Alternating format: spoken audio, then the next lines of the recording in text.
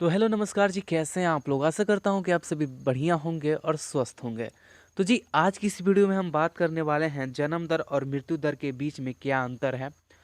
तो चलिए वीडियो को स्टार्ट करते हैं बिना किसी देरी के। तो सबसे पहले हम समझेंगे जन्म दर को।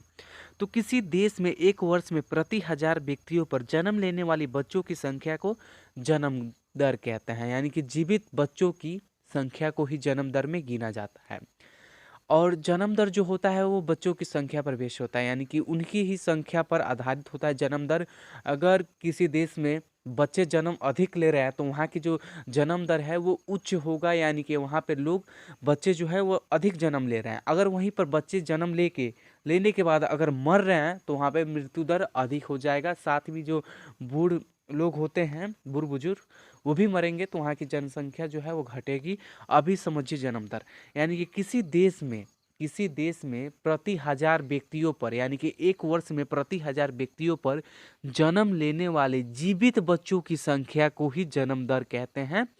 आपको ये बात समझना ही होगा कि अगर कोई बच्चा जन्म लेने के पश्चात अगर मर जा रहा है तो वो जनसंख्या, यानी कि जो जन्म दर है उसमें काउंट नहीं किया जाएगा, वो मृत्यु दर में काउंट किया जाएगा। अगर कोई बच्चा जन्म लेने के बाद वो अभी जीवित है तो वो जनसंख्या, यानी कि जो जन्म दर है उसमें काउंट किया जाएगा। यानी कि जन्म दर में आपको कोई दिक्कत नहीं आने वाला है। अब चलते हैं मृत्यु दर के बारे में जान लेते हैं। देखिए, मृत्यु दर, इसको बारे में बढ़िया समझेंगे। किसी देश में एक वर्ष में प्रति हजार व्यक्तियों पर मृत्यु दर, यानी कि प्रति हजार व्यक्तियों पर मरने वालों की संख्या को ही मृत्यु दर कहते हैं। यहाँ पर मरने वाले लोगों की संख्या को ही मृत्यु दर कहते हैं। यानी कि एक एक वर्ष में प्रति हजार व्यक्तियों पर मरने वाले लोगों की संख्या को ही मृत्यु दर कहते हैं। अब उसमें कोई भी शामिल हो जाएगा, बूढ़ा हो जाएगा, जवान हो जाएगा या बच्चा हो जाएगा। क्योंकि जो बूढ़ा लोग होते हैं वैसे ही कुछ बीमारी के चलते मरते हैं। जो जवान भी होते हैं वो भी एक्सीडेंट से मरते हैं, बाइक से या किसी बीमारी के चलते मरते हैं। और बच्चा जो है वो जन्म लेने के बाद मरे या जन्म लेने के दौरान मरे, यानी कि वो भी जो है मृत्यु दर में ही काउंट आएगा। तो आपको जन्म दर और मृत्यु दर में कोई अंतर नहीं है। फिर से एक जन्म दर का परिभाषा आपको हम शॉर्ट में समझा रहे हैं। यदि किसी देश में एक वर्ष में प्रति हजार व्यक्तियों पर जन्म लेने वाले जीवित बच्चों की संख्या को जन्म दर, और किसी देश में एक वर्ष में प्रति हजार व्यक्तियों पर मरने वाले लोगों की संख्या को मृत्यु दर, ये कहते हैं साधारण सी भाषा में। और बाकी मैंने आपको अच्छे से समझाया है। अब देखते हैं, यदि जन्म दर मृत्यु दर से अधिक है तो जनसंख्या में वृद्धि होगा।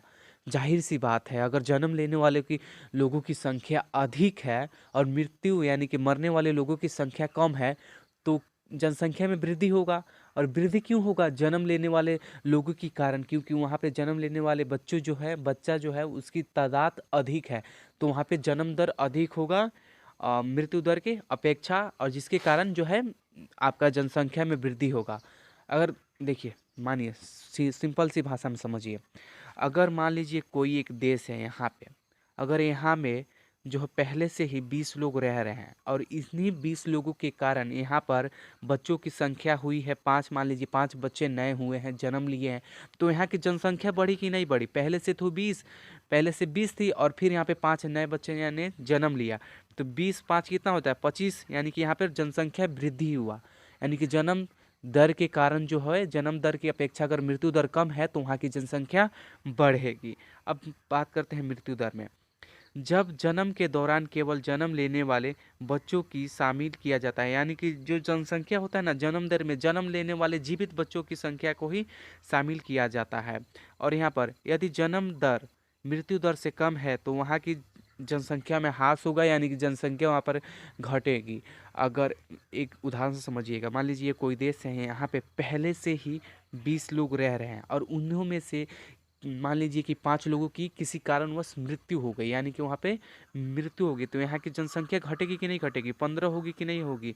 तो यहाँ पर अगर जन्म और यहाँ पर जन्म दर एक भी नहीं है, यानी कि अगर कहीं देश की जनसंख्या जो है वो जन्म दर कम है और मृत्यु दर अधिक है तो वहाँ की जनसंख्या घटेगी।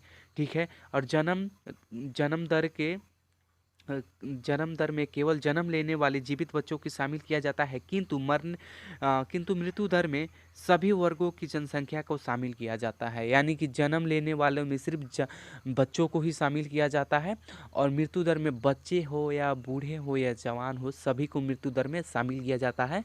क्योंकि मरेंगे तो सभी, लेकिन जन्म कौन लेगा? तो जन्म एक बच्चा ही लेगा, तो इसलिए जन्म दर में बच्चों को शामिल किया जाता है, और मृत्यु दर में सभी वर्ग के लोगों को शामिल किया जाता है। तो आई होप कि आपको जन्म दर और मृत्यु दर में कोई भी डाउट नहीं रहा होगा, आपको एकदम समझ में आया है। तो चलिए मिलते हैं नेक्स्ट वीडियो में, तब तक के लिए जय हिंद, जय भारत, वंदे मातरम।